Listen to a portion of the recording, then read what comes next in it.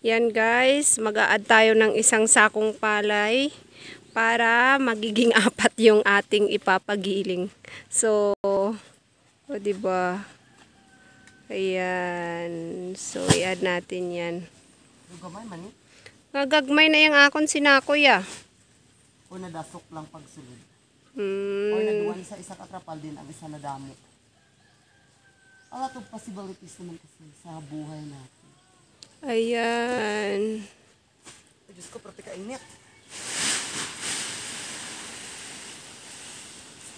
Ay, my God, ang trapal. So hot. Grabe kainit sa trapal eh. Kanami subong sang ano guys, sang paani subong cropping kay nga mayo chimpo kag hindi maulan man siya pero matimingan mo gid ang pagpaani nga nami ang chimpo, ang result sang palay mo puti kag kanami gid. Yan yung kapatid ko naman yung mag-uukay.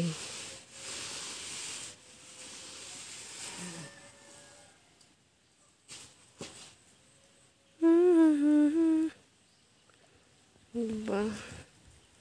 Ang galing oh. Ang ganda oh. Yan, tinggas-tinggas gid siya ya.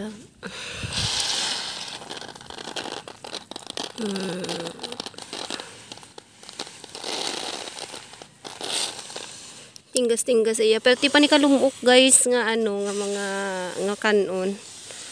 Kalumok sa iya. Sino?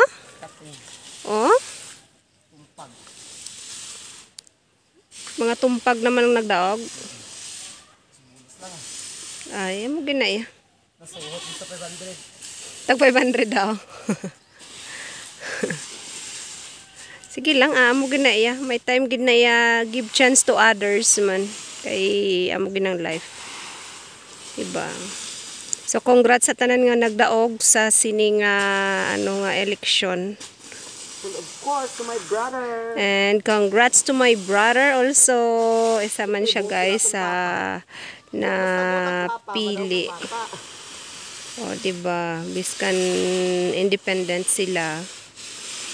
Independent ka mo? Pero nakasurvive akag nakadaog man. Independent, it's so hard running in this election. Pagpanotaryo balas in. Oh.